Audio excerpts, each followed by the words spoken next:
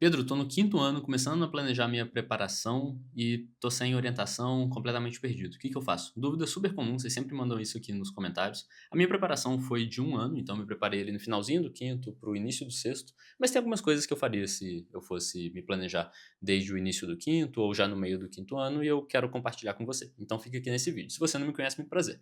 Meu nome é Pedro Martins, eu sou residente de radiologia na USP, passei em primeiro lugar geral na prova de residência do Einstein no ano passado, primeiro lugar em radiologia também na Unifesp, Unicamp, Unesp, Santa Casa, passei em todas as provas que eu prestei nesse canal, falo sobre preparação para a prova de residência. Se esse é um tema do seu interesse, se inscreve e curte o vídeo, porque tem bastante coisa bacana aqui para você.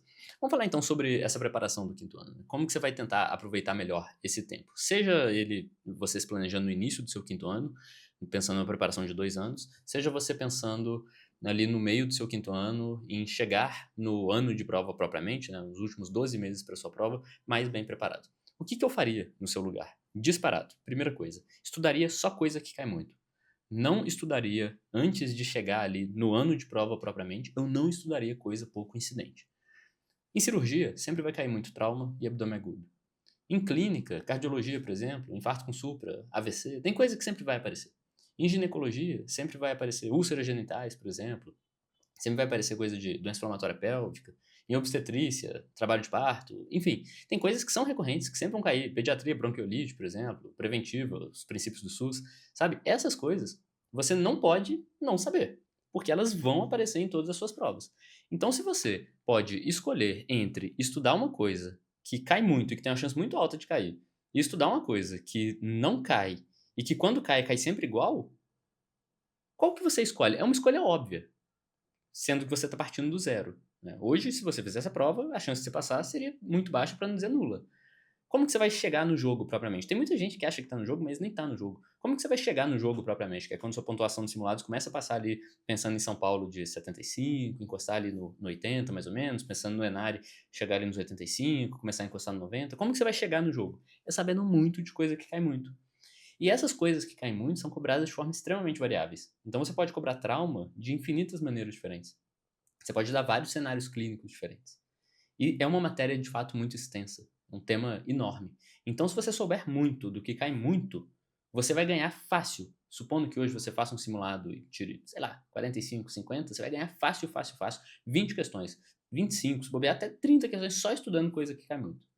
Então vai por esse caminho. Não olha para leucemia, para tumores pediátricos, cirurgia pediátrica, sabe? Não fica maluco com essas coisas, porque se aparecer, vai ser uma questão.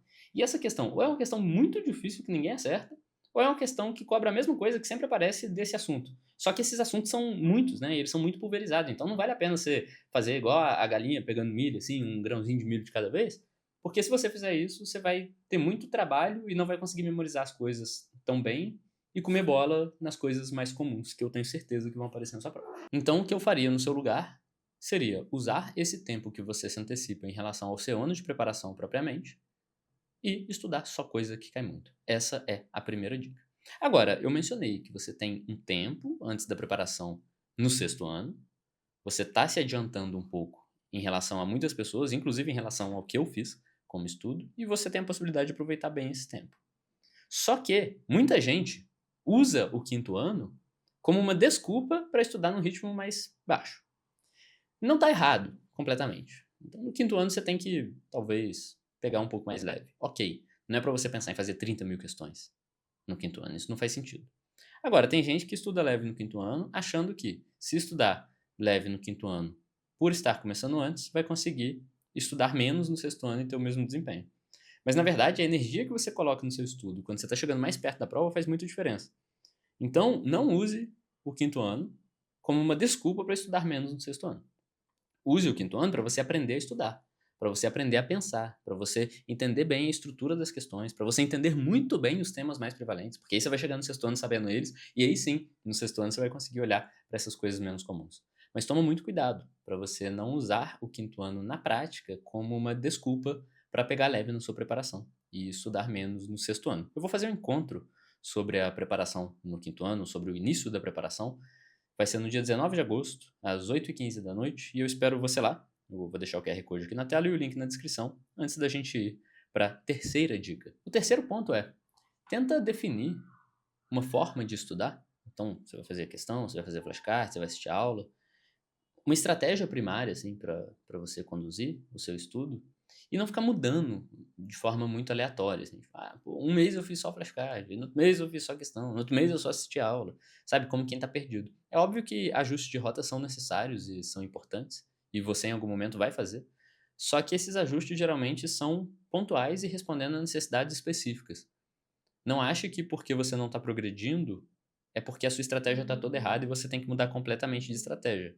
Isso é um erro grande que as pessoas cometem. E aí mudam de estratégia toda hora e não chegam ao ponto no tempo em que aquela estratégia começaria de fato a trazer retorno para elas.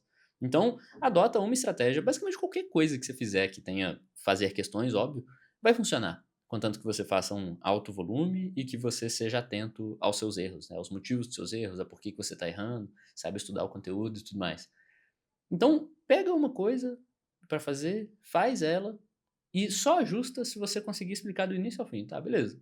O que é que está me fazendo perder ponto? E como é que esse ajuste que eu estou avaliando fazer vai me ajudar a diminuir essas perdas? Dessa maneira, sim, você vai ter uma chance bem alta de sucesso. Então, não mude de rota de forma aleatória. Não ache que porque o progresso demora, é porque você está fazendo tudo errado. É porque demora mesmo. Você vai ficar muito tempo estagnado, aí quando vê, vem uma subida de uma vez só. Aí você fica mais tempo estagnado, achando que, enfim, não sai do lugar. Aí quando vê, você sobe um pouco mais uma vez. O natural do processo é esse. Ele acontece em alguns platôs, e aí quando vê, você dá umas subidas, assim, meio loucas. É até um pouco difícil de explicar.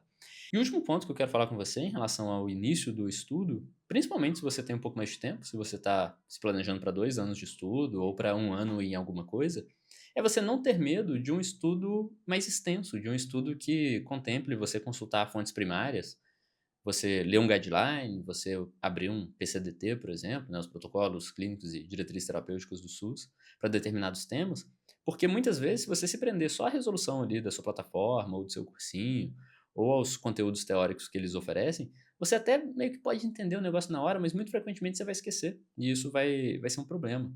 Então, não tenha medo de abrir um documento de 200 páginas, caso você não esteja entendendo uma questão, e ler lá um capítulo dele, entendeu? O capítulo não vai ter 200 páginas, o capítulo tem, sei lá, 15, 20 páginas. Aí você vai, olha os fluxogramas, olha a fonte primária. Para de depender da curadoria das outras pessoas para as coisas, porque qualquer cursinho só vai colocar ali na resolução, por melhor que seja, só vai colocar aquilo que o professor ou que a pessoa que está corrigindo acha que é relevante. E nem sempre isso corresponde perfeitamente ao motivo de você ter errado a questão.